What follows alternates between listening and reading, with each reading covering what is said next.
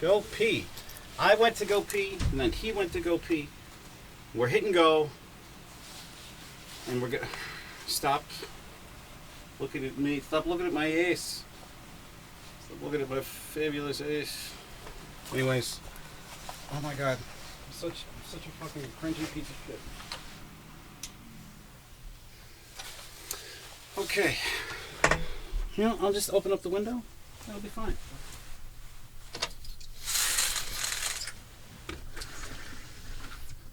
It's a nice evening. I'll keep the screen shut. Make everything all nice and fussed to my liking.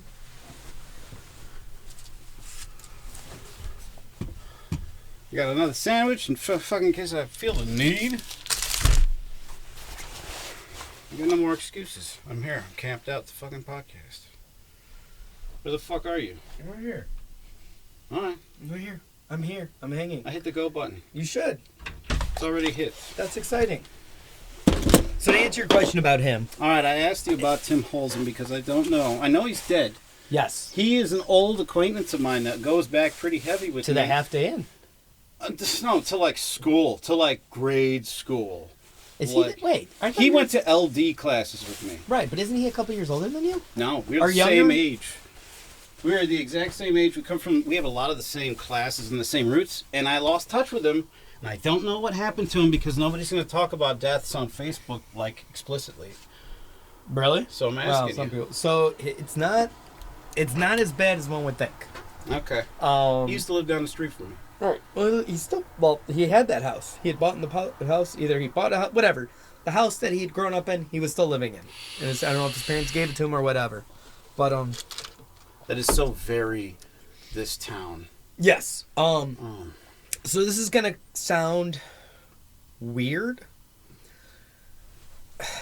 because like I feel like I'm being like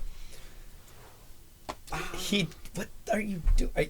I was trying. What are you doing, you goon?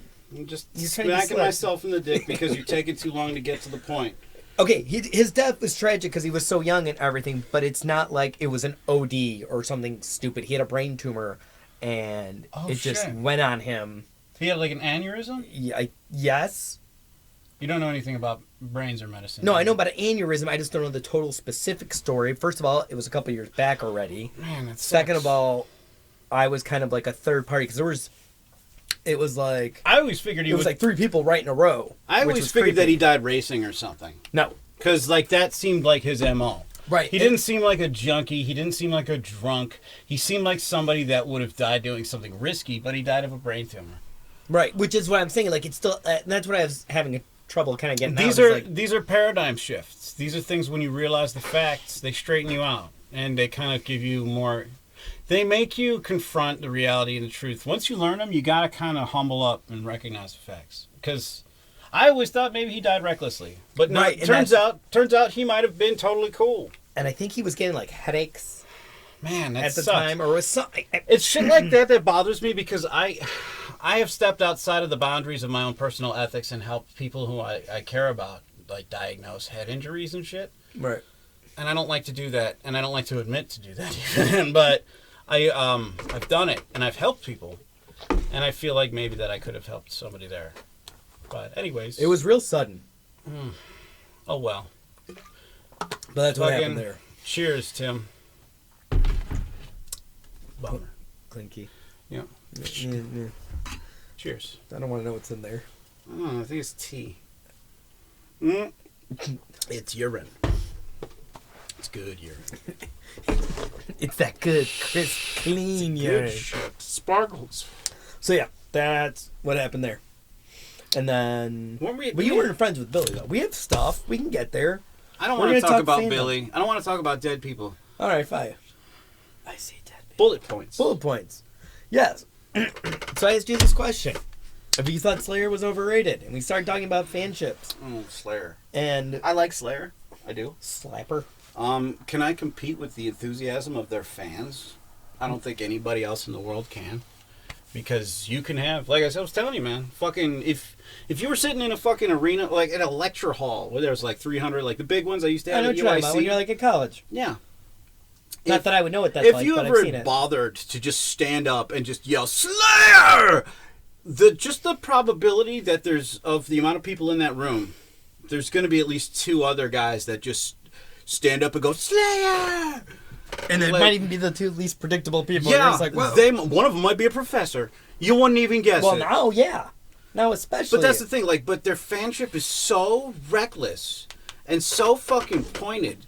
Like, it's the like, all right, intense fanships. That's the conversation that came up. Right.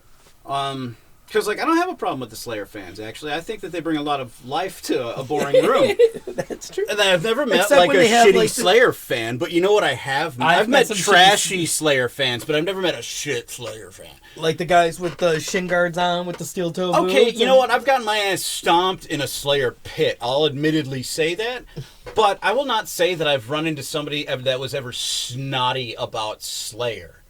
I don't think that exists. Snotty or snobby about Slayer. When I went to those types of personality traits just don't meet. Like, the person who likes Slayer is too energetic and crazy to be aloof and shitty about it.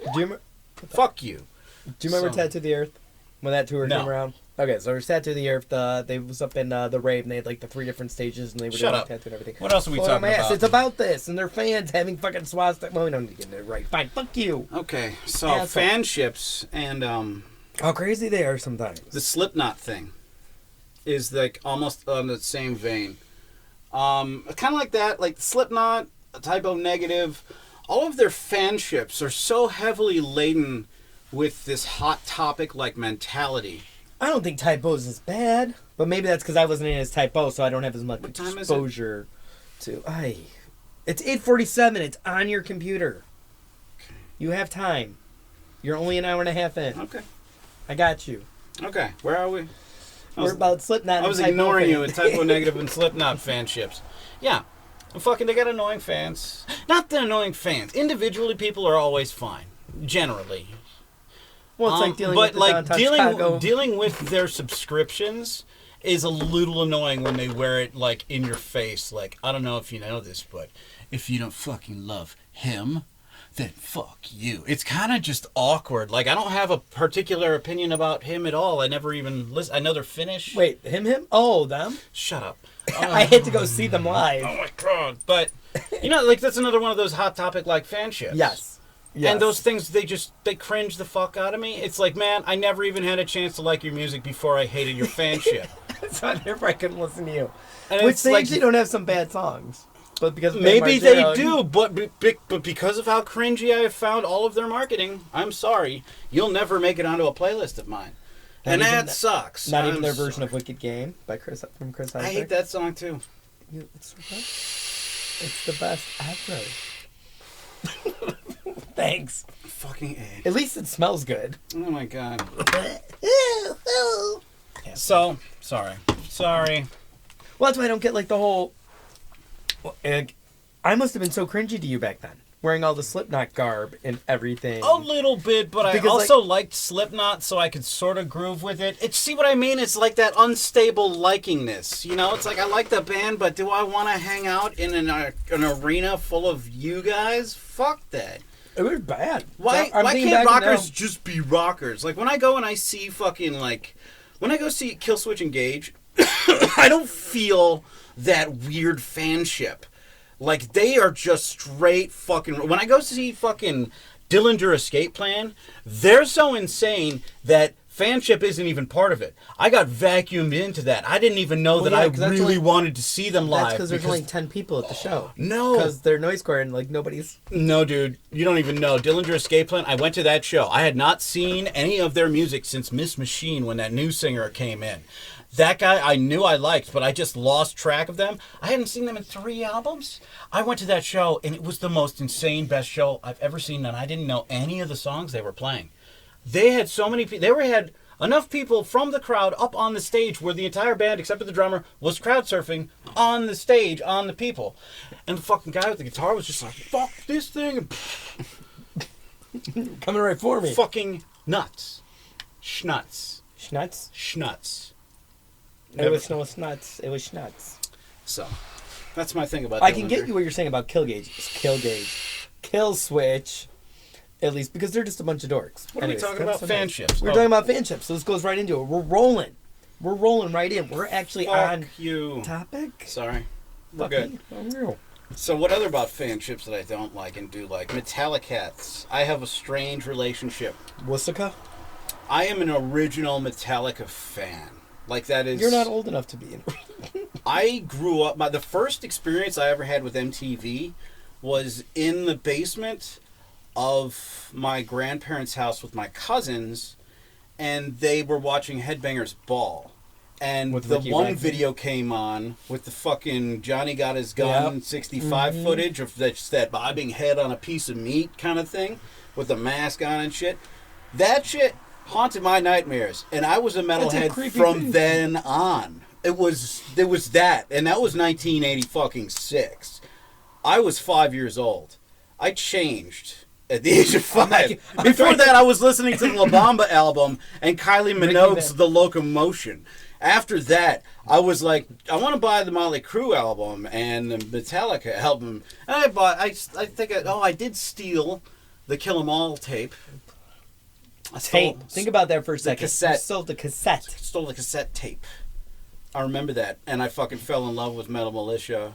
And I was just like, Kill 'Em All was epic, dude. Fucking, and then Faith No More, epic. Oh my god, that was a good album too. Now we're just talking. I don't think I've ever listened to that album. I'm just talking. Fucking, I suck at this. Fine. No. We already got 11 minutes. Isn't this good enough? How many minutes do you want? Whatever you want to go. What do you want to do? We can just keep going. We can Fuck you. It's a 12-minute episode. Podcast. We're going to dick around on the internet. Fuck you. Fine.